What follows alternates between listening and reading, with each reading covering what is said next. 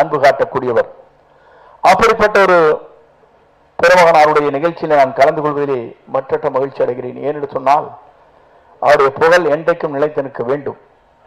அதே நேரத்தில் அவருடைய கருத்துக்கள் அனைத்தும் இளைஞர்களாக இருக்கிற இளைய சமுதாயத்தை எடுத்துச் செல்ல வேண்டும் என்ற நோக்கத்தோடு தான் இன்று அவர் சொல்லுகிற போது சொன்னார், புத்தகத்தை நான் வெளியிடுகிறேன், அதே நேரத்தில் முழுமையாக இந்த புத்தகத்தை நீங்கள் பெற்றுக்கொள்ளலாம், அதற்கு எந்த தொகையும் தேவையில்லை என்று குறிப்பிட்டார்.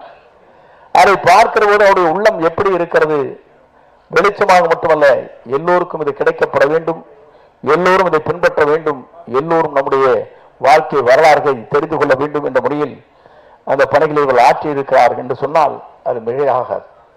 நான் இங்கே பார்க்கின்ற போது அவருடைய பெயரை பார்க்கிறேன்.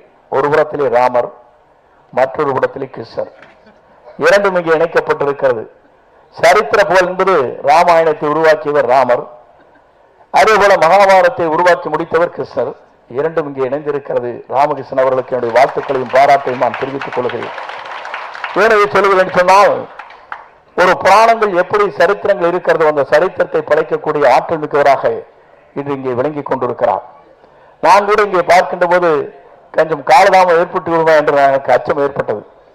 நம்முடைய முதலமைச்சருடைய நிகழ்ச்சியிலே கலந்து கொண்டு விட்டு அவரோடு வேகமாக அவர் கார் வருகிற போது அவருடைய காரையை பின்பற்றி இங்கே ஜெமினி பாலத்து வரையும் நான் வந்தேன். அதற்கு பிறகு இங்கே வருகிற போது நம்முடைய அருளாளராக இருக்கிற போற்றலுக்குரிய ராமகிருஷ்ணன் அவர்கள் சொன்னார்கள், சரியான நேரத்தில் நீங்கள் வந்து விட்டீர்கள் என்று சொன்னால், நான் என்றைக்குமே சரியான நேரத்தில் போய் கொண்டிருப்பதுதான் என்னுடைய வழக்கம். ஏனென்று சொன்னால் நான் எங்கு சென்றாலும் அது சரியாக இருக்கும், நீங்கள் புரிந்து கொள்வீர்கள் என்று நான் நினைக்கிறேன். ஏனென்று சொன்னால் புரட்சி தலைவர் பயணத்தை மேற்கொள்கிற போது எல்லோரும் சொன்னார்கள், முதல் ஒரு திரைப்படத்தில் இருக்கிற போது இவர் சேர்ந்திருக்கிறார். நான் அப்போது பொதுக்குழு நடத்தினேன் 1975. அதற்கு பிறகு அம்மாவோடு சேர்கிற போதும் அதே நிலைதான். இன்று நம்முடைய தமிழக வெற்றி கழகத்துடைய தலைவர் தளபதியோடு சேர்கிற போதும் இதைத்தான் சொன்னார்.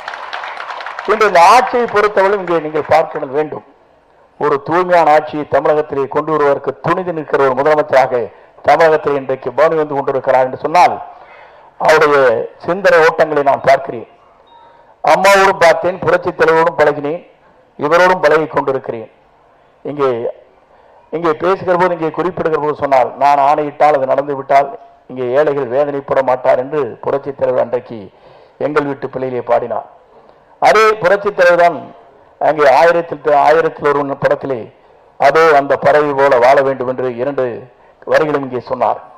நான் எதற்காக சொல்லுவேன் என்று சொன்னால், நாம் வாழ்கிற காலத்தில் நாம் என்ன செய்ய போகிறோம் என்பதுதான் என்னுடைய சிந்தனை ஓட்டமாக இன்றைக்கு இருந்து கொண்டிருக்கிறது. வளர்ந்து வருகிற தமிழகத்தை பொறுத்தவரையிலும், வளர்ந்து வருகிற இந்தியாவை பொறுத்தவரையும், வளர்ந்து வருகிற உலக நாடுகளை பொறுத்தவரையிலும் இன்றைக்கு ஆயுதங்களை ஏந்தி கொண்டிருக்கிற நிலை இருக்கிறது. ஒரு நாட்டுக்கு நாடு இன்றைக்கு போராட்டத்தை உருவாக்கி கொண்டிருக்கிற நிலை இருக்கிறது. ஒரு நாட்டிற்கு நாடு தாக்குதல் ஏற்படுகிற போது ஏவுகணைகள் வீசப்படுகிறது. ஆனால் மனிதனாக வாழ்ந்து கொண்டிருக்கிற நாம் அத்தனை பேரும் தெரிந்து கொள்ள வேண்டிய ஒன்றே ஒன்றுதான், அன்பு என்பதை தவிர எவராலும் வெல்ல முடியாத, தமிழ்நாட்டில் மட்டுமல்ல இந்தியாவிலே வெல்ல முடியாத மனதிலே இருந்தால் போதும். அந்த அன்பை பொழியக்கூடியவராக, அன்பை நேசிக்கக்கூடியவராக, அன்பால் வளர்ந்திருக்கிற நம்முடைய போற்றலுக்குரிய நம்முடைய ராமகிருஷ்ணன் இங்கே இந்திய ஆட்சி பணியிலே இருந்து ஓய்வு பெற்றாலும் கூட எங்கள் நெஞ்சங்களே நிறைந்து வாழ்ந்து கொண்டிருக்கிறார். அவருக்கு வாழ்த்துக்களையும் பாராட்டையும் நான் தெரிவித்துக் கொள்கிறேன். என்று சொன்னால் இவருடைய படைகள் இன்றையோடு ஓய்ந்துவிடக் கூடாது. இது போன்ற பல்வேறு கருத்துக்களை நீங்கள் வெளியிடுகிற போது இங்கே அமர்ந்து கொண்டிருக்கிற நம்முடைய போற்றலுக்குரிய முன்னாள் ஆட்சி பணியில் இருந்த பிச்சாண்டி அவர்கள் தலைவரோடும் அம்மாவோடும் இந்த பணிகளை ஆற்றினார். அறநிலையத்திலையும் அவர் இருந்தார், இவரும் அறநிலையத்திலே இருந்திருக்கிறார். என்றைக்குமே அறநிலையத்திற்கு செல்கின்றவர்கள் அன்பையும் அரவணைப்பையும் கடவுள் வழிபாட்டையும் உள்ளவர்கள் தான் என்பதை நான் அறிவேன். ஆகவே அப்படிப்பட்டவர்களாம் இன்றைக்கு இந்த மேடையிலே நீங்கள் அலங்கரித்துக் கொண்டிருக்கிறீர்கள்.